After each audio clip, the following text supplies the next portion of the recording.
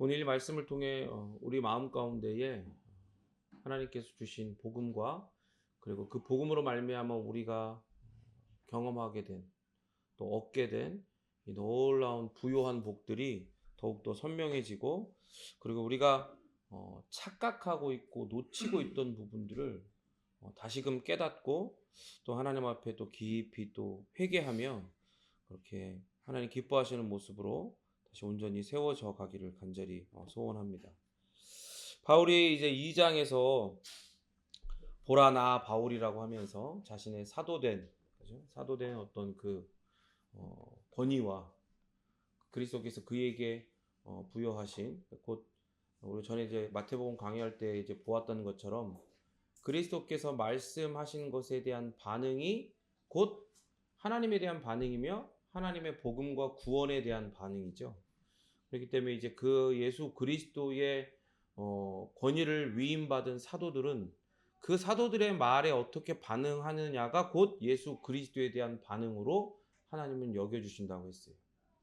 그러니까 그러한 것들을 밑에 깔고 바울이 지금 이야기를 하는 거예요. 내가 예수 그리스도께서 나에게 주신 권위, 사도의 권위를 가지고 너에게 경고한다. 권면하며 경고한다. 권고한다라고 이야기하죠. 더불어 이 표현 안에는 사도 바울도 그리스도를 모를 때에 그리스도가 그를 만나 주시기 전에 그렇게 자기 의와 자기 공로와 자기 열심에 사로잡혀 율법을 구원의 수단으로 목숨 걸고 붙들고 있을 때 경험했던 아무에게도 말은 못했으나 이제 자유하게 된 그리스도 안에서 자유하게 된 지금은 말할 수 있는 그 공허함과 아무런 유익이 없음을 밑에 깔고 지금 바울이 이 권고를 하고 있다는 것을 우리가 전에 얘기했었습니다. 그래서 뭐라고 했습니까? 이제 5장 3절에 들어가면 내가 할례를 받는 각 사람에게 다시 증언하노니 그는 율법 전체를 행할 의무를 가진 자라고 했어요. 다시 한번 읽어볼까요? 시작.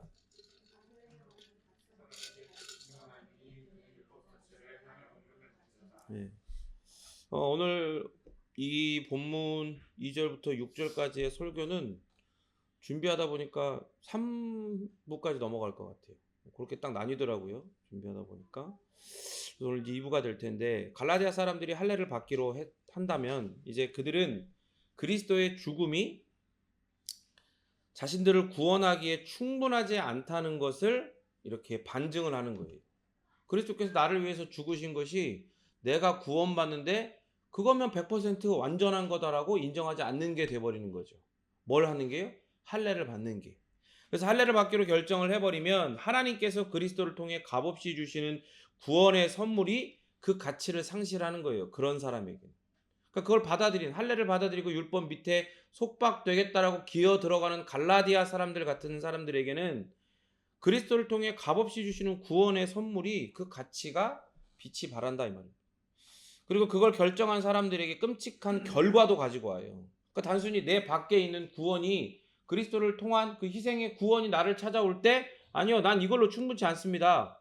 그래서 예를 들어 전적으로 완전히 난 이거 필요 없습니다. 나는 이 율법으로만 충분합니다라고 하건 혹은 그래요 줘봐요 라고 받고 이거는 좀 부족한데요. 내가 내 율법으로 할례로 내가 이걸 나머지를 채워야겠습니다 라고 하건 간에 전적이건 부분적이건 간에 그러한 결정은 단순히 이걸 받고 안 받고로 끝나는 게 아니라 그래서 이게 빛이 바래고 효과가 없고 그 가치가 상실되는 걸로 끝나는 게 아니라 내 안에서 끔찍한 결과를 불러일으킨단 말이에요. 내 밖에서 이 구원의 선물이 이 구원의 복음이 그 가치를 잃어버리는 것 외에 내 안에서 나에게 끔찍한 결과를 가져온단 말이에요. 그게 무슨 말이냐? 할례를 선택한다? 그것은 곧 율법에 대한 복종, 즉 율법주의 밑으로 기어 들어가겠다는 거예요. 그러니까 그의 삶과 그의 영혼이 그 율법주의 밑으로 다 기어 들어가는 거예요. 그러니까 할례를 행한다? 율법을 지키겠다? 이거는 율법 전체를 행해야 하는 의무를 가진다는 이 말입니다. 할례를 받음으로써 갈라디아 교인들은 스스로를 율법의 전체적인 체계, 반드시 실패할 수밖에 없는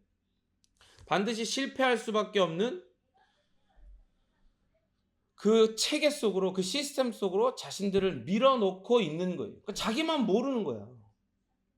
우리가 전에 얘기했던 것처럼 내 선 내 컨. 율법을 보고 할례를 보고 내선 내컨하는 거예요. 아, 요게 더 그럴싸해 보이는데 그래. 믿음으로는 뭔가 이 믿음이 실체가 없으니까 이거 조금 어떨 때는 이 믿음으로만 좀 안 되는 것 같이 느껴질 때도 있어. 그러니까 내선 내컨할 수 있는 이 율법도 필요한 거야라고 자기가 선택하고 내가 컨트롤할 수 있다라고 여기지만 사실은 어떻게 된다는 거예요? 그 전체적인 체계 속으로 그 속박 속으로 그냥 기어 들어가고 있는 거예요. 그러니까 마치 이런 거죠. 폐차장에 가면 자동차를 어떻게 해요? 싹 모아요. 딱 모아놓고 큰 컨테이너 같은 데다 다 이렇게 차곡차곡 쌓거든요. 그러고 나면 이제 그 기계를 딱 누르면 어떻게 돼요? 사방에서 이걸 프레스하는 거예요. 꽉 위아래 좌우 앞뒤에서 다 꽉 눌러요. 그러면 어떻게 돼요? 자동차 모양이 사라지고 그냥 쇠덩이, 그냥 커다란 쇠덩이, 자동차의 흔적만 남은 쇠덩이가 되는 거야. 커다란. 그러니까 마치 이런 거죠. 나는 저기에 들어가서도 내가 원하는 걸 얻을 수 있어. 나는 죽어? 말도 안 되지. 내가 원하는 걸 얻을 수 있어. 그리고 그런 프레스기 안으로 들어가는 거나 마찬가지. 율법주의라는 프레스기 안으로. 자기만 모르는 거야. 내가 선택하고 내가 컨트롤할 수 있다고 착각하는 거죠. 하지만 여러분, 우리는 알죠? 그 어떤 행위와 훈련 그리고 열심과 헌신으로도 우리는 우리 스스로를 구원할 수 없어요. 왜 그렇습니까? 우리 안에는 우리를 구원할 수 있는 어떤 자원도 남아있지 않은 완전히 파산된 실존을 가졌기 때문에 어떤 자격도 어떤 능력도 전혀 남아있지 않아요. 완전히 성경은 그래서 그걸 뭐라 그래요? 죽어있다라고 그래요. 죽어있다. 할례를 받아서 하나님의 은혜를 얻고자 한다? 하나님을 감동시키고 하나님의 보좌를 흔들어서 하나님을 기쁘시게 해가지고 그렇게 내가 원하는 걸 얻으려고 한다? 이건 큰 착각이에요. 왜요? 율법을 행하고 할례를 행해서 하나님의 은혜를 얻고자 한다면 하나님의 율법이 요구하는 다른 율법들도 다 완전하게 완벽하게 지켜야만 하는 그런 구조 속으로 그 프레스기로 들어가는 거기 때문에 하나님의 모든 율법을 지킴으로써 우리를 구원하려는 노력은 하나님으로부터 우리를 더욱더 화목되게 하고 하나 되게 하는 게 아니라 어떻게 되게 해요? 하나님으로부터 우리를 철저하게 소외시키고 배제시키는 거예요. 그러면 또 이런 사람들이 있어요. 살면서는 꼭 그렇진 않은데 꼭 이런 얘기 들으면 그럼 뭐 아니면 요런 가치관이 발동이 돼가지고 그러면 뭐 율법 지키지 말까?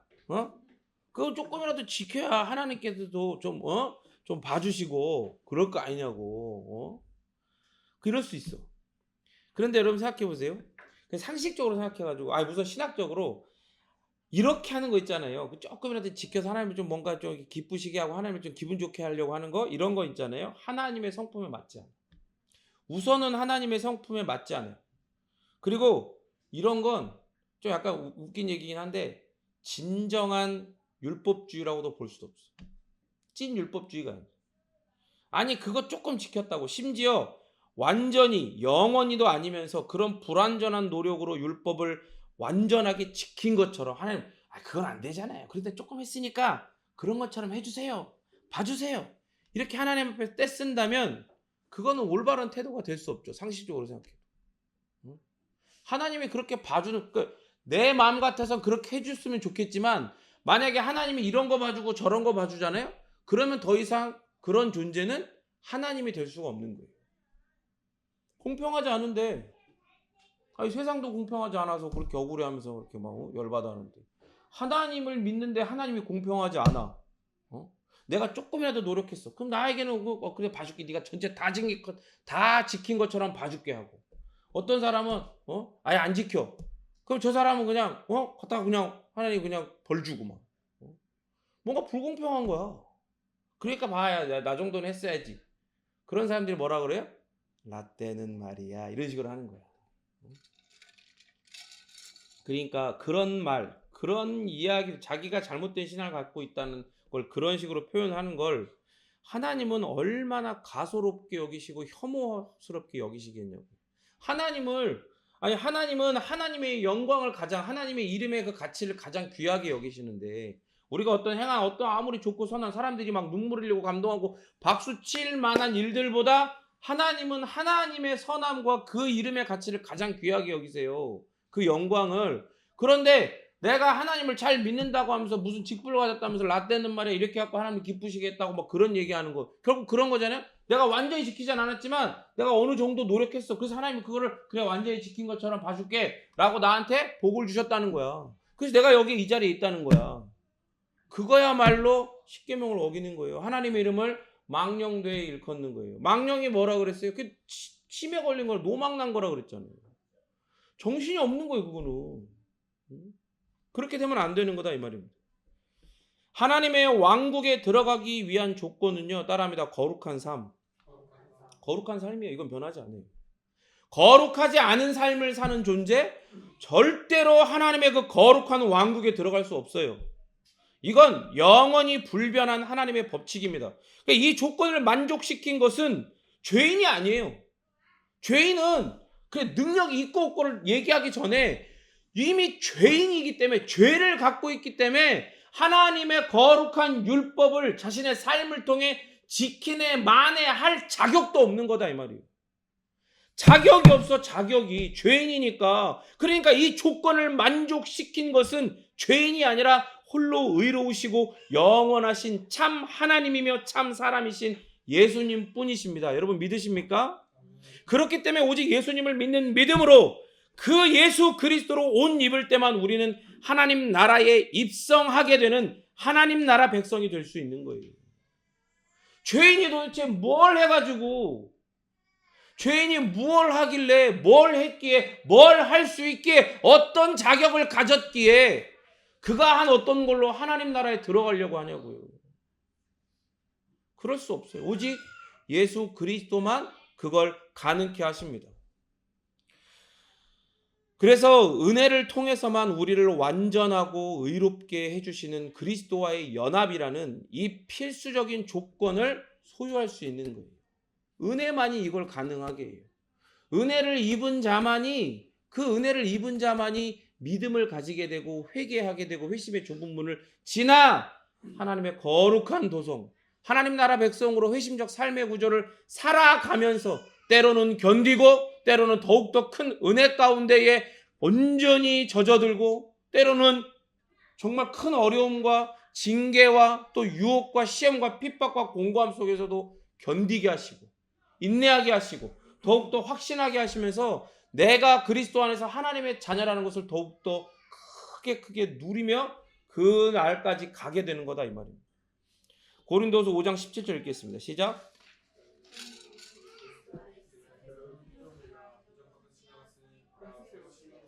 성경의 말씀 정말로 정말 우리 안에 큰 확신과 기쁨을 주는 말씀들이 많이 있지만 저는 개인적으로 고린도서 5장 17절처럼 정말로 큰 확신과 감격과 감동에 사로잡히게 하는 말씀이 없다고 생각해요. 그런즉 누구든지 여기에 예외가 없어요. 어떤 사람이든지 그리스도 안에 있는 자는 새로운 피조물이 됐다는 거예요. 새로운 피조물이 됐다는 얘기는 뭡니까? 창조주가 그를 새롭게 재창조했다는 얘기예요.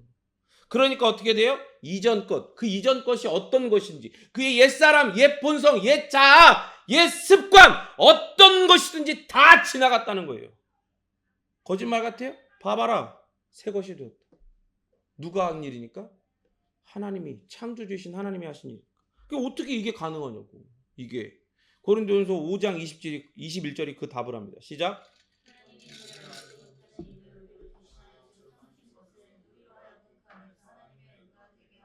아멘. 내가 그리스도를 안 것도 아니고 먼저 그를 찾아간 것도 아니에요. 오직 그리스도께서 하나님의 계획을 따라 이 땅에 오셔서 이 세상을 찢고 하나님의 나라를 가지고 들어오시고 침투하셔서 나를 찾아내고야 마셨다 이 말입니다. 나를 찾아내셔서 그 죄를 알지도 못하신 그 예수 그리스도가 나 대신, 그러니까 나를 찾아내셨는데 내가 뭔가 이 세상 속에서 죄 짓지 않고 산, 죄를 짓지 않고 산 의인이기에 여기 꽁꽁 숨어 있어갖고 내 죄 짓지 않으려고 꽁꽁 숨어 있었는데 그리스도가 그래도 잘했다고 나를 찾아내시는 게 아니라 그냥 죄인으로 그냥 싹 다 죽어있는 이 세상 가운데 살아가고 있는데 하나님의 주권적 역사로, 주권적 계획하심으로 내 이름을 기억하시고 나를 찾아내신 거예요. 그리고 찾아내셨는데 내가 죄인이니 어떻게 해요? 나를 대신해서, 우리를 대신해서 예수 그리스도에게 우리의 모든 죄를 다 전가하셨다 이 말입니다. 그래서 우리로 하여금 그 안에서 믿음으로 예수 그리스도와의 연합 안에서 하나님의 뭐가 되게 하신다고요? 하나님의 의가 되게 하신다. 그래, 그렇게 하려면 어떻게 해야 돼요? 죄인은 그게 되는 게 아니잖아요. 죄인은 그게 안 돼요. 그러니까 하나님이 우리를 아까 17절에 말한 것처럼 새로운 피조물이 되게 한 거예요. 새 것이 되게 했어요. 새 것이. 제가 자주 썼잖아요. 자주 이 말을 했잖아요. 인도네시아 말로 오랑바로 새 사람이 되었단 말이에요. 여러분, 이게 바로 하나님의 구원의 계획이에요. 창세전에 하나님의 지혜로, 그 거룩하신 구별된 지혜로 세우신 구원의 계획이다 이 말입니다. 그런데 이런 하나님의 구원의 계획을 두고도, 그걸 받고도, 확인하고도, 심지어 갈라디아 교인들은 그 복음을 따라 믿음으로 성령의 임재하심과 내주하심을 경험을 했잖아요. 그걸 체험을 했단 말이에요. 그래 놓고도 지금 어떻게 하겠다는 거예요? 할례를 받는다? 율법을 의지한다? 인본주의적인 방법을 전적으로 혹은 섞어서 사용하려고 한다? 이건 하나님의 구원의 계획을 전면적으로 부정하고 이 계획에 고난과 죽음으로 순종하신 예수님의 모든 성취를 부인하는 거예요. 내가 언제 그랬냐고. 그런 거예요. 나는 그러려고 한 게 아니다. 그런 거예요. 하나님 앞에는 절대 거짓말할 수 없어요. 그냥 그런 거야. 그러면 그런 자들은 어떻게 됩니까? 5장 4절 시작.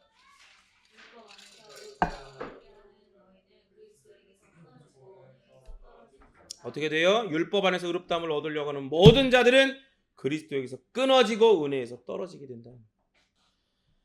바울의 이 말이요, 이 갈라디아 교인들에게 더 충격으로 다가오는 이유는 2절에서는 만일 뭐라고요? 만일 니네가 만일 할례를 받으면이라고 했어요. 5장 2절에서는. 그런데 여기서 갑자기 갈라디아 사람들이 이미 할례 받고 구원을 받으려고 율법을 의존하고 있는 것처럼 말하는 거예요. 이미 그냥 율법 안에서 의롭다함을 받으려 하는 너희는. 만일이 아니야. 그냥 이미 그냥 확정적으로 얘기해 버리잖아요. 현재 시제로 얘기하잖아요.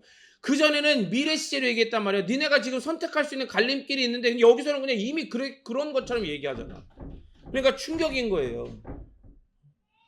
니네가 아무리 그걸 흔들어 봐라. 니네 힘으로 되나?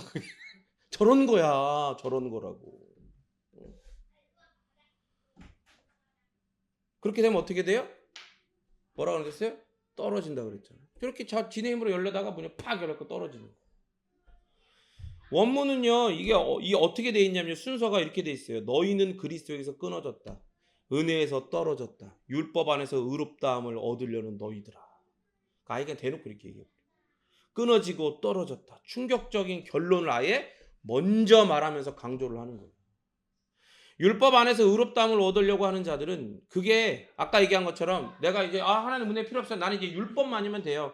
라고 하는 것처럼 전적으로 혹은 하나님 내가 해보니까 하나님 은혜도 필요한데 율법도 필요하니까 이것도 반반 섞을게요. 이렇게 하는 거거든. 뭐든지 간에 그런 자들은요. 그리스도에게서 다 끊어지고 분리되고 소외돼요. 바울의 이 말을 들어야 돼요. 분리되고 끊어지고 소외된다고요. 왜? 저번 주에 얘기했죠. 하나님은 회색지대를 중간지대를 허락하신다고 하는 것이다. 안 허락하신다니까? 그래서 제가 농담으로 가끔 얘기했잖아요. 하나님이 제일 싫어하는 밥이 뭐예요? 하나님이 제일 싫어하는 밥이 뭐야? 비빔밥이라고. 섞어지니까. 하나님은 섞이는 거 용납하지 않으셔. 그러니까 구원에 대해서 그게 죄와 의에 대한 구원이든 잘 들으세요. 죄와 의에 대한 구원이든 성화에 대한 구원이든 영화에 대한 구원이든 오직 그리스도냐 아니면 율법이냐 이 둘 중에 하나만 택할 수 있다. 둘 다 택할 수는 없다. 그게 하나님의 방법이에요. 율법 안에서 의롭다함을 얻으려고 하는 자는 누구든지 그리스도 밖에 있고 스스로 그리스도와의 모든 관계를 단절하려고 하는 사람이에요. 내가 언제 그랬냐고. 그랬어. 율법적인 인본주의적인 자기가 주인공 되려고 내선 내컨 하는 어떤 시도건 간에 그 사람은 그렇게 한 거예요. 그리스도와의 모든 관계를 단절하려고 하는 거예요. 찬양이 있어요. 누구든지 부르시오, 예수 이름 부르시오. 그러면 그가 어떤 사람이든 그는 구원을 얻으리, 이런 찬양이 있단 말이에요. 가사가. 제가 굉장히 좋아하는 찬양인데, 근데 생각해보세요. 이게 거꾸로 보면 진짜 무서운 거예요. 누구든지 예수 이름을 부르지 않고 율법을, 그러한 인본주의적인 방법, 내선 내컨하고 내가 주인공 되려고 하는 어떤 방법이든지 그게 50%건 10%건 100%건 0.1%건 간에 그걸 택하려고 하는 사람이면 그는 어떤 사람이든 그는 구원이 아닌 저주를, 영원한 사망을 얻게 된다. 그리스도는 여러분 생각해 보세요. 자신을 스스로 구원하려는 자들을 절대로 구원하신 적이 없어요. 구원하신 적이 없어요. 모든 사람, 심지어 제자들도 알 정도로 돈이 많고 그 돈으로 선행을 행하고 율법적으로도 경건한 부자 청년이 밤에 찾아와가지고 예수님한테 도와달라고 얘기할 때 너 가진 거 다 팔아가지고 나를 따르라고 한 거예요. 다 팔아가지고. 여러분 가만히 생각해보세요. 상식적으로 생각해보세요. 만약에 제가 이렇게 목회를 하고 있는데 누가 상담을 하러 온 거야. 혹은 우리 성도 중에 한 명이 딱 왔어. 아 목사님. 근데 그 사람이 심지어 그 돈이 많은데 그걸로 열심히 선행을 해. 진짜 사람들한테 인정받을 정도로. 모든 사람한테. 그리고 그냥 그 사람들한테 이 세상에서 뿐만이 아니라 뭐 어떤 목사님들, 뭐 노예, 총회에서 다 인정받을 정도로 열심히 이렇게 헌신하고 그런 사람이야. 자기 물질 아낌없이 나눠주는 사람이야. 응? 그런데 하나님이 은혜를 주셔가지고 그 사람의 마음 가운데에 물질에 대한 욕심이 그를 사로잡고 있는 걸 딱 그냥 내가 느끼게 된 거지. 그래갖고 딱 상담을 하는 거야. 그게 문제가 아니고 당신이 가진 소유를 다 팔아야 돼. 그리고 하나님이 기뻐하시는 이 복음으로 먼저 헌신돼야 됩니다. 여길 따라와요. 그리스도를 따라가야 됩니다. 그러면 그 사람이 어떻게 하겠어요? 그 사람이 거기서 어떻게 해야 돼? 원래는 어떻게 해야 돼? 원래는 아멘하고 순종해야 되는 거예요. 왜? 그 물질, 형님 얘기하잖아요. 개가 지 똥은 먹어도 개가 지 똥 영양분이 부족하면 자기가 싼 똥도 먹거든요. 요즘엔 그런 거 잘 못 보죠. 이제는 되게 많았어요. 먹을 게 없으니까 개들이 지 똥을 먹어. 더럽거든. 근데 그 똥을 먹는 개도요, 돈은 안 물어가. 돈은 안 물어간다. 뭐 하나님 앞에 그 돈은 의미가 없어요. 하나님이 기뻐하시는 곳에 사용되어지는 그냥 중립적인 도구일 뿐이지. 우리가 거기에 어떤 마음을 주고 열심을 내고 막 소망을 가지고 뭐 할 만한 그런 대상이 아니란 말이에요. 그러니까 돈을 사랑하는 것이 일만하게 뿌리가 된다라고 성경에 말씀하는 거예요. 그러면 그걸 다 나눠주고 그리스도의 복음 가운데 그리스도를 따르라고 했을 때 아멘하고 순종해야 되는데 어떻게? 못하는 거야. 돌아가는 거야. 그럼 결국에 그걸 뭘 증명하는 거예요? 내가 선택하고 내가 컨트롤할 수 있는 걸 돈으로 여긴 거예요. 근데 돈으로는 구원을 못 받으니까 이걸로 구원받을 수는 없잖아요. 상식적으로도. 그러니까 뭘 선택하는 거예요? 유대인으로서 율법을 선택하는 거예요. 그러니까 뭐든 다 섞어. 다 그냥 다 섞는 거야. 근데 다 어떤 거예요? 결국 그 위에서 그걸 내가 선택하고 내가 컨트롤하는 거지. 그러니까 또 도와달라고 다 섞여 있는데 여기서 뭐 하나 더 나면 진짜 맛이 딱 날 것 같은데 조미료 같은 뭐 하나 메시지 하나 주세요라고 왔는데 예수님 뭐라고 딱 꿰뚫어보고 너는 가진 소유를 다 팔아 가난한 자들에게 나눠주고 나를 따르라 말씀하시는 거예요. 여러분 이게 복이에요. 복이라고. 누가 따라오라고 그랬어요 지금? 예수님이 따라오라고 그랬어요. 그럼 복이잖아. 아니에요? 예수님이 따라오라고. 죄송합니다.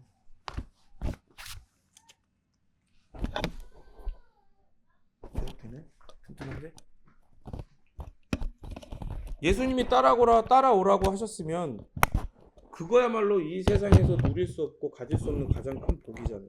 그렇죠? 근데 어떻게 하는 거예요? 그냥 고민하고 돌아가는 거예요. 왜? 자기가 돈을 너무 사랑하는 게 그렇게 들통나는 거예요. 여러분 신앙생활 우습게 보지 마세요. 응? 신앙생활을 우습게 보지 말라고요. 신앙생활은 뭘로 하는 거예요? 믿음, 복음, 은혜로 하는 거예요. 거기엔 뭐가 그 밑에 깔려 있어요? 진리가 깔려 있어요. 진리가 깔려 있다. 사실이 깔려 있는 게 아니에요. 팩트가 깔려 있는 게 아니에요. 뭐가 상황이 바뀌고 환경이 바뀌고 시대가 바뀌고 관계가 바뀌면 같이 휙휙휙휙 바뀌어버리는 그런 사실이 그 신앙의 밑에 깔려 있는 게 아니에요. 그 어떤 상황과 환경, 시대와 관계와 그 어떤 것으로도 변하지 않는 불변하는 하나님의 진리가 밑에 깔려 있는 거예요. 그런데 보세요, 여러분.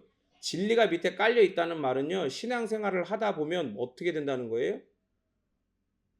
내가 진리와 같이 불변하는 어떤 그런 은혜를 믿음으로 붙잡고 있지 않는 부분들이 있어요. 지금 여기 부자 청년처럼 내가 사랑하고 붙잡고 있는 것들이 그 진리 앞에 있잖아요. 그냥 여과 없이 환하게 드러나요. 다 드러나. 그러니까 빛이 비쳐 있으면 사람들이 그 죄인들이 빛을 싫어하고 그 빛을 거부하는 거예요. 예수 그리스도가 바로 진리이고 로고스이고 말씀이거든요.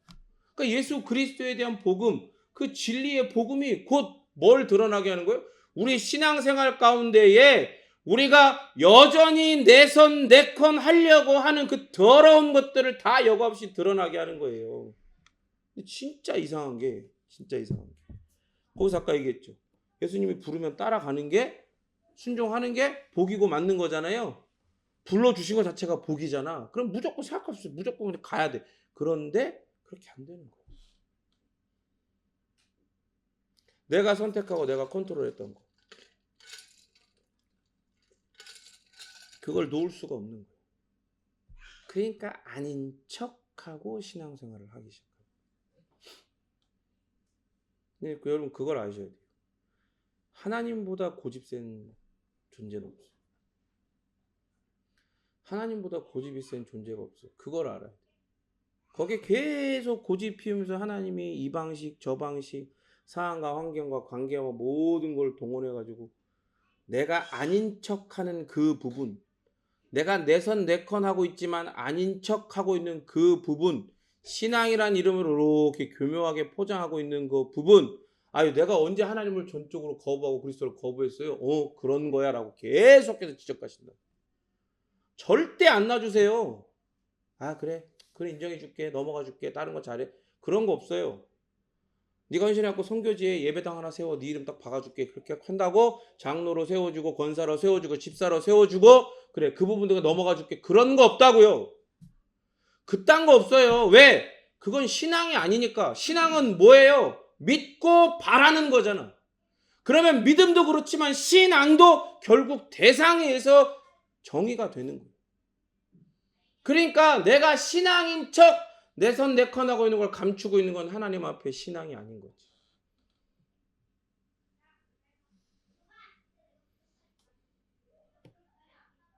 그러니까 그리스도는 자신을 스스로 구원하려는 자로 본단 말이에요. 그런 사람들을.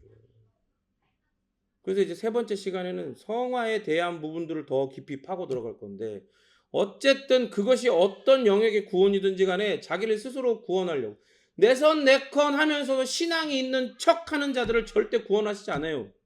그리스도의 눈, 생각해보세요. 나를 따라 다 팔아. 그런데 고민해. 그러면 다독이고 얼르고 해가지고 야 우선은 다 힘들면 120개월 할부로 해줄게. 너 그거 가진 거 그 120개월 할부로 이렇게 조금씩 나눠주고, 그래서 나 따라 우선은 따라와. 괜찮아. 그렇게 해주면 좋잖아요. 근데 여러분 웃긴 게 뭔지 아세요? 누구는 그러더라고. 목회는 그렇게 하는 거래. 목회는 그래서 어르고 그렇게 해가지고 데리고 가는 거래. 근데 여러분 그거는 아닌 거야. 그거는 신앙적인 게 아닌 거야. 그러니까 끝까지 참아주고 끌고는 가죠. 같이 가는 거예요. 근데 아까 뭐라 그랬어요? 엘렌코 하는 거야. 권면한 거야. 권고하는 거야. 그 권면하고 권고할 때 120개월 할부 얘기하고 우선은 봐줄게, 그런 얘기하면 돼요, 안 돼요? 안 되는 거예요. 첫 단추를 제대로 껴줘야 되는 거예요. 하나님이 기뻐하시는 게 뭔지, 하나님의 거룩하심 앞에서, 그 거룩하신 이름 앞에서 어떻게 타협을 할 수 있겠어요? 조그마한 것도 숨기면 안 돼요.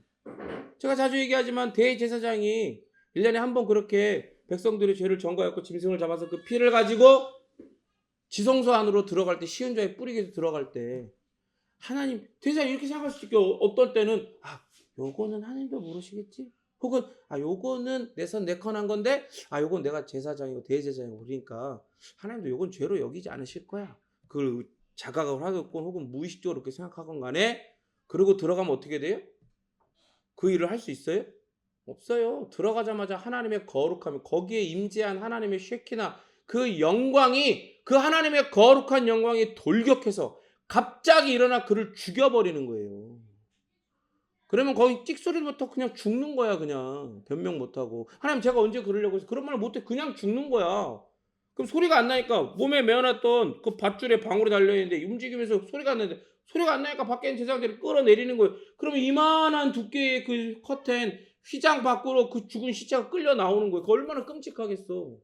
손에 시은자의 뿌릴 그 피를 들고 들어갔다가 그 피가 질질 끌려서 피가 쭉 묻어 같이 끌려 나올 거 아니야. 그 비참한 모습을 보면서 제사장들 어떤 생각을 했을까요?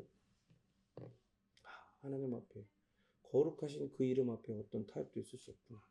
거룩은 그런 거구나 라고 생각을 하겠죠. 여러분 그리스도가 왜 그 부자 청년을 따라가서 얼르고 달래고 그렇게 타협하고 끌고 가지 않아요? 왜 구원하시지 않아요? 그리스도의 눈에 그러한 자는요 비참하고 파산된 죄인임에도 스스로를 하나님으로 자기 스스로를 자기에게 하나님으로 여기는 자로 보기 때문에 아니 구원해달라고 가서 엎드려도 빌어도 모자랄 판에 내가 하나님이라고 해서 이렇게 막 거만하게 와가지고 그걸 딱 본질을 지적하니까 어떻게 해요? 고민하고 돌아가는 거야. 그거 왜 잡아? 안 잡지 하나님. 생각해보세요. 당신의 이름을 위해서 이 세상을 창조하셨어요. 하나님은 이 세상을 당신의 이름을 위해서 창조하셨어요. 그리고 이 세상을 섭리하시는 이유도 당신의 이름을 위해서 이 세상을 구원하시는 것도 당신의 이름을 위해서 하나님께서는 그래서 그렇게 당신의 이름을 더럽히고 욕보이는 자를 구원하실 리가 없는 거예요. 그러니까 예수님은 그렇게 그런 자들을 구원하시지 않아요. 성경을 봐봐요. 복음서를 봐보라고요. 예수님의 그 모든 한 걸음 한 걸음 한 걸음 가운데에 그렇게 자기 스스로를 구원할 수 있다고 여겼던 자들을 향해서 예수님은 화를 선포하셨지 저주하셨지 한 번도 그를 붙잡고 얼른 적이 없어요. 왜 그래요? 괘씸해서가 아니라 그런 자는 스스로 하나님의 은혜를 거절하고 거부하고 부정하고 부인하기 때문에 너는 죽어있어. 내가 너를 살릴 거야. 내가 가지고 있어. 자격과 능력을 가지고 있어. 나를 따라오라고. 그거 버리고 네가 선택한 거 버리고 네가 컨트롤하려고 하는 거 버리고 나를 따라와야 산다니까 라고 얘기하는데 다 그걸 거절하고 거부하고 부정하고 부인해요. 그러면 하나님은 그런 자를 구원하시지 않는단 말이에요. 여러분 지금 율법이 자꾸 나오잖아요. 율법? 여러분 사실 그런 건 다 수단일 뿐이에요. 어떤 수단이에요? 자기에게 자기를 하나님처럼 여기기 위한 수단이라고요. 근데 율법 자체가 그런 게 아니에요. 우리가 잘 알죠? 율법 자체는 하나님에게서 나온 거기 때문에 율법 자체는 귀하고 영원하고 불변하며 좋고 선한 거예요. 그죠? 그러니까 그 율법이 구원받은 우리에게 삶의 틀로 우리를 지켜주잖아. 그리고 그 안에 팔복을 마음껏 자유하게 누리게 하잖아. 그런데 여기서 말하는 율법은 뭐예요? 그렇게 하나님의 은혜를 그 구원의 방법을 다 거절하고 거부하고 그걸 구원의 수단으로 삼아서 그걸 쥐어뜯고 비틀고 변질시킨 그런 율법을 이야기해요. 그런 율법은 수단인 거예요. 자기에게 자기를 하나님처럼 여기기 위한 수단, 자기 스스로를 구원하는 하나님으로 내가 내 인생에서 하나님으로 우뚝 서기 위한 수단이라니까. 그렇게 율법주의의 길을 선택한 건요. 자기 스스로 이럴 수 있어. 아 나는 이런 복음을 전하다 보면 이런 사람이 굉장히 많아. 나는 포용력이 좋아서 사고가 유연해서 신학적으로 이렇게 막 그렇게 너무 이렇게 막 개토화돼 있거나 막 이렇게 외골수가 아니라 넓어서 다 담을 수 있어요. 이렇게 얘기하는 사람도 있거든요. 아, 그 좋은 거 다 담아서 그 좋은 거 갖고 가면 되죠라고 얘기하는 사람이 있어요. 근데 있잖아요. 그렇게 얘기해도 그건 결국 하나님의 눈에는 뭘로 보이는 거예요?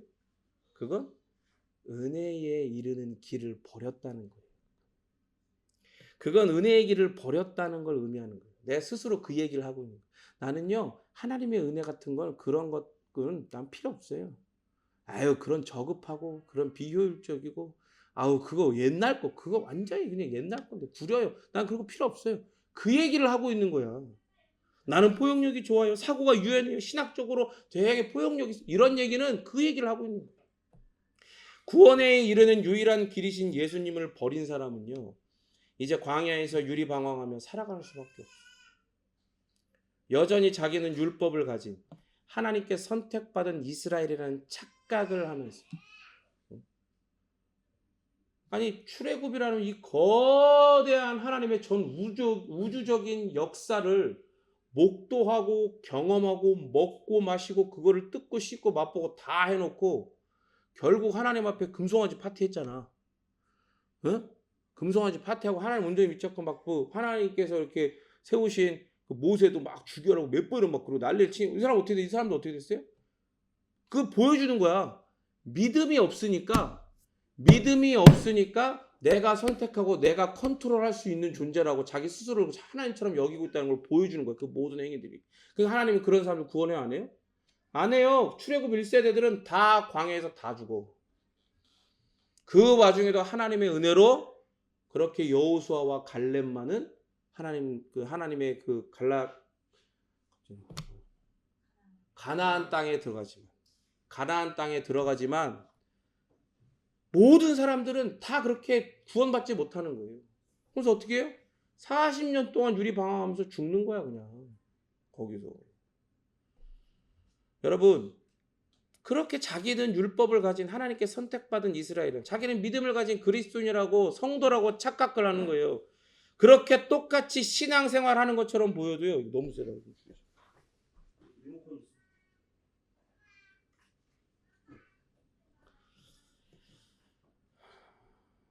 그렇게 똑같이 한 공동체 교회에서 신앙생활을 하는 것처럼 보여도 그런 자는 등록한 교인이기는 하나 하나님 나라 생명책에 기록된 적이 없는 성도가 아닌 교인이기만 한 자가 되는 거예요.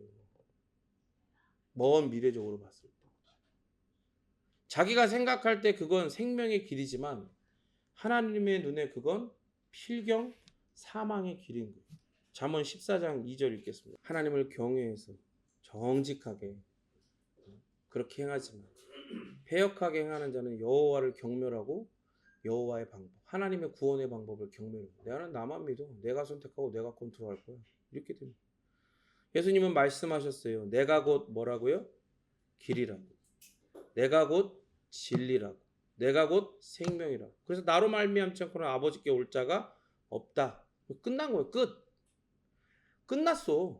여기에 대해 더 왈가불가 할 게 없는 거예요. 하나님이신 예수님이 하나님의 성부, 하나님의 모든 구원의 계획, 창세전에 이미 세워진 구원의 계획, 드디어 그 실체를 드러낸 원시 복음의 그 실체로서 이 땅에 오셔가지고 내가 곧 길이요 진리요 생명이니 나로 말미암지 않고는 아버지께 올 자가 없다. 구원을 얻을 자가 없다. 오직 나, 길, 진리, 생명인 나를 믿음으로 말미암아 아버지의 나라에 들어가고 아버지와 하나가 되게 된다라고 말씀하시고, 그냥 끝난 거야. 전 우주의 창조자이신 예수님께서 당신이 곧 길, 진리, 생명이라고 선언하셨고 당신을 말미암지 않고는 하나님께 올 구원을 받을 자가 없다고 선언하시는 거예요. 로고스의 자기 선언인 거예요. 이게 전 우주적 지혜, 우주를 창조한 지혜의 자기 선언이라고요. 이게. 그리고 구원의 다른 율법과 같은 그런 인본주의적인 방법은 없다는 선언이라고요. 그러니까 끝난 거예요. 그러니까 마틴 루터의 말을 잘 들어야 돼요. 그러므로 인간의 전통으로 약하고 짓눌리며 쉽게 흔들리는 내 양심을 도우려고 할수록 나는 더욱 연약해지고 의심에 시달리며 고통당하게 된다. 인간의 전통. 이거 뭘 얘기하는 거예요? 그 율법을 포함한 그 당시에 이제 천주교의 캐톨릭의 어떤 그런 전통들을 다 이야기하는 거예요. 그러니까 내선 내컨 인본주의적인 거 그걸 이야기하는 거예요. 응? 그걸로 그런 걸 해가지고 내 양심을 좀 깨끗하게 해보려고 할수록 어떻게 해요? 더욱 연약해지고 의심에 시달리고 고통당하게 돼요. 그럼 또 계속 이야기해요. 그리하여 인간의 전통을 지킬수록 나는 그것을 더욱 범하게 되고 내 방식으로 의를 추구함으로써 그것에 도달할 수 있는 가능성은 완전히 사라지고 만다. 전통을 지키면 지킬수록 그렇게 된다. 더욱 범하게 돼. 그러면서 어떻게 해요? 내 방식으로 의를 추구함으로써. 내 방식으로 의를 추구함으로써 그게 바로 전통이, 율법이, 인본주의적인 내선 내컨이 모두가 다 똑같이 이런 식으로 갈 수밖에 없는 거예요. 그러면서 계속 이야기하죠. 그리스도에 대한 약속된 기쁜 소식이 없다면 바울의 말처럼 율법의 행위로 양심을 달래는 일은 불가능하고 인간의 전통으로는 더욱 불가능하기 때문입니다. 그러니까 내 방식으로 의를 추구함으로써 그리고 세 번째 시간에 더 깊게 다루긴 할 텐데, 여러분, 하나님의 말씀이 진리의 영이신 성령 하나님께서 지금 여기에 함께 하시고 여러분 가운데 이 말씀, 이 설교를 들을 때 이 말이 여러분의 마음을 찔르기를, 여러분의 여러분의 영혼을 하나님의 말씀의 진리의 수술대 위에 놓기를 간절히 바랍니다. 내 방식으로 의를 추구한단 말이에요. 내 방식으로. 그런데 이런 사람들일수록 웃긴 게 뭔지 알아요? 이게 내 방식이라고 생각하지 않아. 이게 성경이 말하는 방식과 뭐가 달라? 더 당당해. 당당하다니까. 제가 가끔 얘기했지만 그렇게 학원을 차려가지고 논술을 하고 이런 걸 차려가지고 엄청 돈을 많이 벌어. 막 산도 사, 막 캠핑장 있는 산도 사고 막, 막 잘 살아. 자기 와이프랑 그 딸은 저기 제주도 가서 정말 살게 하고 저 왔다 갔다 하면서 잘 살아. 그분을 만나가지고 얘기하는데 자기가 그렇게 된 게 예수님 믿어서 복 받아서 그런 거 딱 거기다 대놓고 얘기해. 기분이 나쁘잖아. 잘 사는 게 기분이 나쁜 게 아니고 그걸 자기는 예수님을 믿는 거라고 착각하는 게 예수님의 이름을 그렇게 모욕하고 욕되게 하고, 그리고 그분도 너무 불쌍해서 두 가지 마음으로 거기서 그러면 안 되는데, 그러면 안 되는데 왜 자꾸. 나는 사실 되게 겁쟁인데 어제도 있잖아요. 이거 옮기다가 물 넣으려고 옮기다가 요 위에 있는 게 고무 패킹이 떨어진 거야. 근데 굴러 떨어진 걸 못 봤거든. 여기서 뭐가 툭 나오는 거다.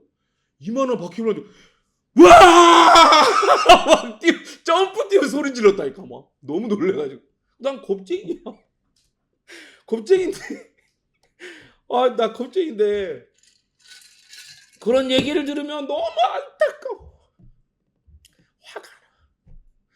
화가 나고 견딜 수가 없어. 하나님의 이름이 그렇게 하나님의 이름에 합당한 인정과 존중과 영광을 못 받으시는 것도 너무 속상하고 화가 나지만, 그러한 사람이 자기는 구원받았다라고 착각하며 오히려 입을 열 때마다 한 걸음 한 걸음 걸을 때마다 하나님의 이름을 욕되게 하고 복음이 아닌 걸 복음이라고 말하게 하는 게 난 너무 화가 나고 불쌍한 거예요. 그러니까 말할 수밖에 없는 거예요. 형님, 그건 복음이 아닙니다. 그러면 어떻게 해요?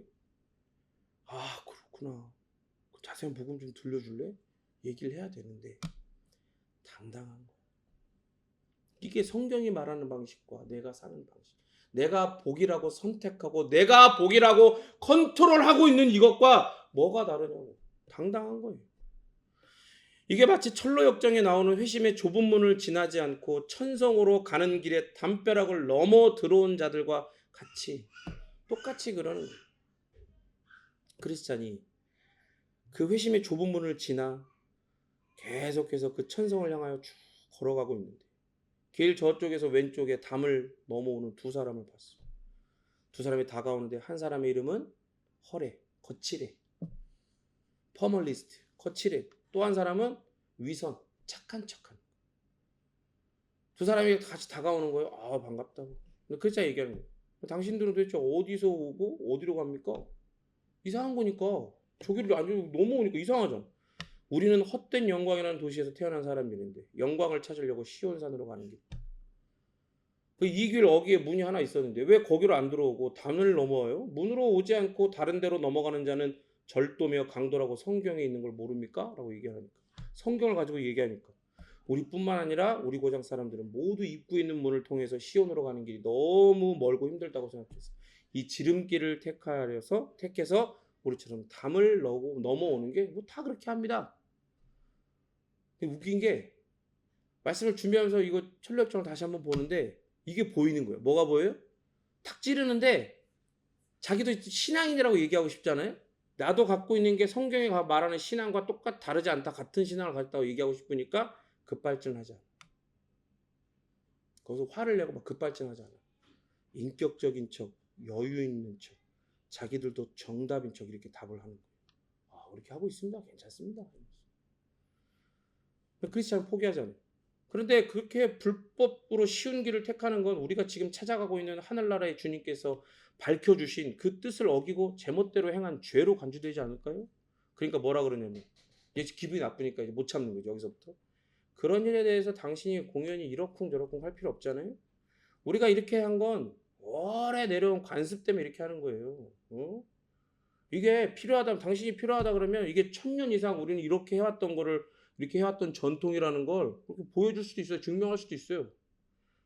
여러분 보세요. 이게 자기는 그런 의도로 얘기하지 않았겠지만 뭐라고 하는 거예요? 이러쿵저러쿵. 이게 하나님의 경고의 말씀을 크리스찬을 통해서 주고 있는 건데 하나님의 경고의 말씀을 뭐라고 하는 거예요? 이러쿵저러쿵 떠들이지 말라고 얘기하는 거예요. 하나님의 말씀으로 구원받는 건데 자기 방법으로 이렇게 해놓고 그건 죄라고 얘기하니까 하나님의 말씀을 이러쿵저러쿵이라고 비하한다. 그래서 계속 얘기해요. 그러면 당신네들의 행동이 하나님의 법정에서도 관습으로 전통으로 인정받을 수 있을까요? 그러니까 뭐라 그러냐면 1000년이 넘도록 당연하게 여겨온 관습인데요. 이 공정한 재판관이라면 틀림없이 합법적인 걸로 인정하려는 걸 의심치 않습니다. 당당하게 또 갑자기 당당해져. 전통, 인본주의적인 것으로 하나님께 인정받으려고 하는 걸 보여주죠. 그래서 계속 뭐라 그러냐면 뿐만 아니라 계속 기분 나쁜 거예요. 뿐만 아니라 일단 우리가 이 길로 들어선 이상 우리가 어떤 경로를 밟았든 그것이 무슨 상관이 있어요. 어디까지나 이 길로 들어선 건 들어선 거잖아요. 우리가 보니까 당신은 입구에 대문을 지나서 여기로 들어왔고 우리는 담을 뛰어넘어 이 길에 이르렀어요. 그러면 당신과 내가 같은 길을 가고 있는데 뭐가 달라요? 당신이 뭐 더 잘했고 내가 덜 못했고 그런 겁니까? 똑같잖아요. 같이 가고 있잖아요. 지금 똑같은 선에 서 있네요. 그런 얘기하는 거예요. 그럼 크리스찬은 딱 변호하죠. 나는 하나님의 법에 따라 행하고 있지만 당신들은 마음 내키는 대로 함부로 행동하고 있는 것이 다른 점이죠. 당신들은 이미 이 길의 주인이신 하나님에 의해 도둑으로 규정되어졌습니다. 도둑으로 규정되어졌습니다. 도둑으로 규정되어졌고 도둑으로 도둑질하는 거예요.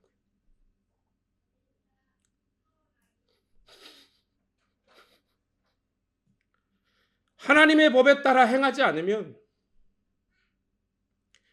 그게 죄와 의에 대한 구원이든 성화에 대한 구원, 영화에 대한 구원이든지 그건 도둑질로 하나님이 규정해 놓으셨어요. 크리스찬은 계속해서 이야기합니다. 그러므로 당신들이 설령 목적지에 도달한다 하더라도 올바른 사람으로 인정받을지 의심스럽습니다. 당신들은 하나님의 지시를 따르지 않고 마음대로 이 길에 들었기 때문에 목적지에 이르러서 하나님의 자비를 얻지 못하고 스스로 도망치듯 쫓겨나게 될 겁니다. 근데 웃긴 게 뭔지 알아요? 하나님의 말씀으로 여기서 이제 강력하게 이야기하니까 이 사람들은 이 말에 대하여 그들은 아무 대답도 하지 않았고 단지 크리스찬에게 자신의 일이나 신경 쓰라고 한마디 쏘아붙였다. 너무나 명확하게 성경을 들어 이야기를 하니까 니나 잘해! 이렇게 얘기하는 거야. 나만 잘하면 돼. 너만 잘하면 돼. 근데 여러분 우리가 바른 신앙에 대해서 우리는 싸우려고 하는 사람은 아니지만 하나님의 이름을 욕되게 하고 복음이 아닌 것을 복음으로 신앙이 아닌 것을 신앙으로 은혜가 아닌 것을 은혜라고 여기는 사람들과 논증하게 될 때가 있잖아요. 그럴 때 우리가 단 한 번도 빼지 않고 경험하게 되는 동일한 경험이 바로 이런 거예요. 너나 잘하라. 할 말이 없으면 결국 이 말을 듣게 돼요. 그러면서 뭐라고요? 계속 별다른 데 없이 계속 길을 가요. 그러고 나서 이제 계속 안에서 부글부글 끓지 이 사람. 그러니까 얘기하는 거예요. 율법이나 규례에 대해서는 우리도 당신 못지않게 양심적으로 잘 따르고 있습니다. 그 점에 대해서는 당신의 우리는 다를 것 없고 다만 우리가 보기에 당신이 지금 걸치고 있는 겉옷만이 우리와 다른 것 같은데 아마도 그건 당신의 이웃들이 벌거벗고 다니는 당신의 부끄러움을 가려주기 위해 당신에게 준 옷 같고요. 무시하는 거야. 네가 너랑 나랑 똑같은데 우리도 율법 잘 지키고 잘하는데 다 똑같아. 신앙적인 게 다 똑같아. 근데 약간 겉옷이 다르다는 건데 네 겉옷이 뭔지 아세요? 이 겉옷이 회심의 좁은 문을 지날 때 그리스도께서 그에게 입혀주는 옷이란 말이에요. 의의 옷이야, 의의 옷. 의의 옷인데 그거를 뭐라고 하고 있는 거예요?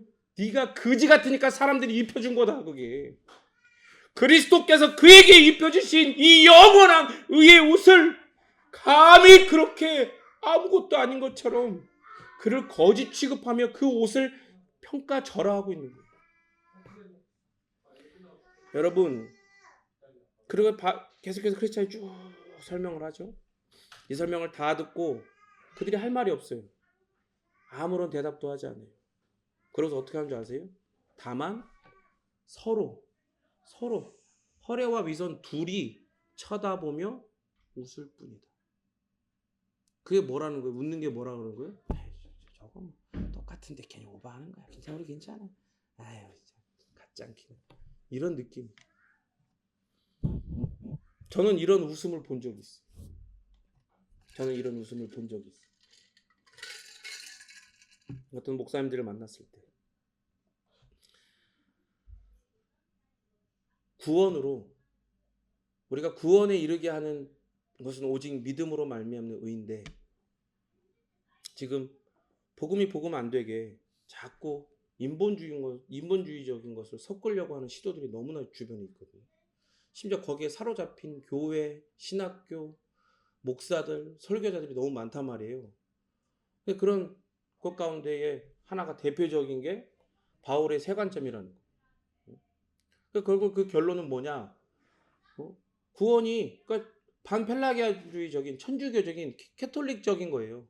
구원은 이 의는 우리가 예수 그리스도를 믿는 게 반이고 나머지는 우리가 이것을 유지하고 완성하기 위해서 우리가 뭔가를 해야 된다는 거예요. 선행을 행하고 해야 된다는 거예요. 그걸 이미 그렇게 바울의 세 관점을 바울이 이야기한 걸 비틀어 가지고 그 시대에 경건하고 선한 바리새인들이 있었고 그렇게 했다는 거야. 그러니까 우리가 그걸 닮아야 된다는 거야. 그러니까 유대주의자들이 지금 갈라디아인대로 꼬시고 있는 거랑 똑같잖아요. 내가 목사님들 그랬어. 아, 저거 바울의 세 관점. 저거 진짜 안 되는 건데. 그래 얘기했더니 딱 한마디 했는데 바로 뭐라 하냐면 딱 대놓고 다 알아. 다 아는데 바울의 세 관점이 뭔데요? 거기서 그걸 다 하나하나 이야기하고 논쟁할 수 없잖아. 그러니까 짧게 그렇게 얘기했더니 자기들 둘끼리 목사님 둘끼리 보면서 씩 웃는 거야. 저거 잘 알지도 못하면서 이게 진짜 좋은 건데 제 트렌드한 건데.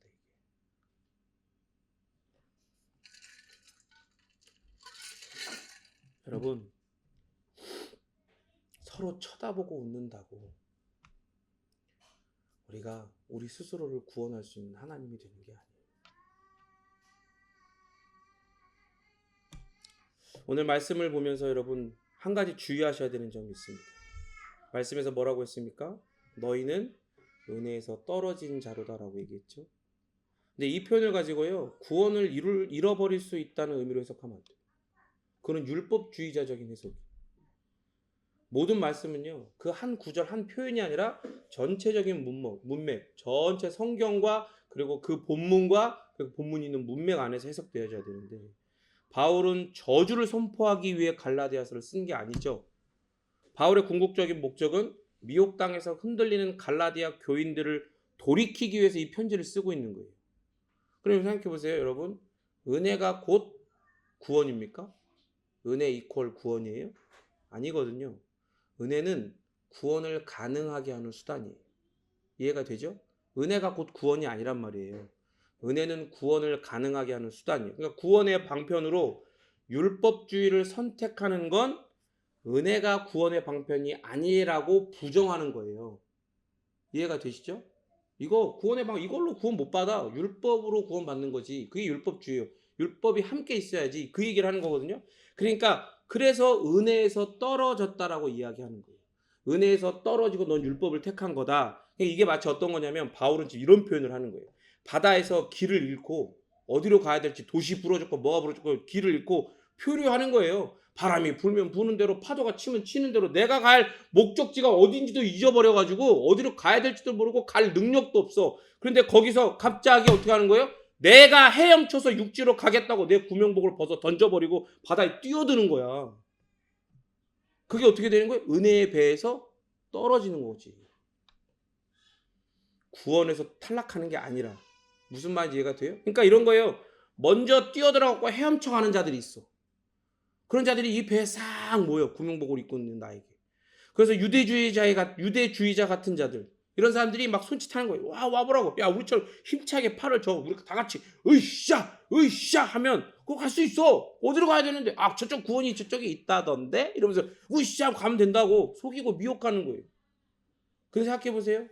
아직 뭘 안 만났어? 상어를 안 만났어. 아직 힘이 빠지지가 않았어.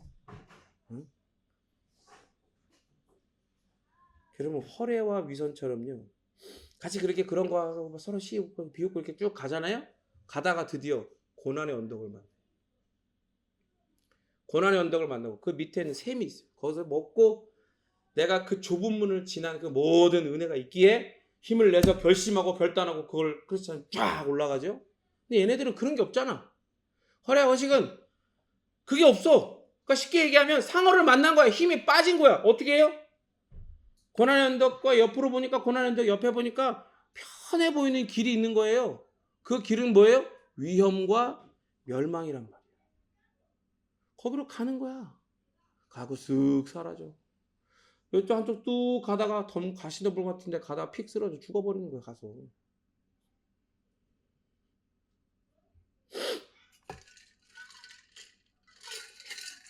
그러니까 바울은 너희들이 지금 그렇게 하고 있는 건 너희들이 그 구명복을 벗고 내가 뛰어들어서 헤엄쳐 가겠다. 어디로 가야 될지도 모르면서 지금 그 꼴을 하고 있는 거다. 너희들이 스스로 구원의 방 주신 예수 그리스도에서 뛰어내려가지고 거기서 뛰어내려가지고 내가 내 힘으로 가겠다라고 하고 있는 것과 마찬가지다라는 그런 경고, 무서운 경고를 하고 있는 거예요. 절대로 구원에서 탈락된다고 얘기를 한 거에 아니라는 거 여러분들 유의해서 읽으셔야 돼요. 그래서 다음 주에는 이제 그 5절, 6절 그리고 5절, 6절을 통해서 조금 더 우리의 성화로서의 구원과 관련된 측면으로서 또 더 많은 하나님의 말씀을 나누도록 하겠습니다. 같이 함께 기도합시다.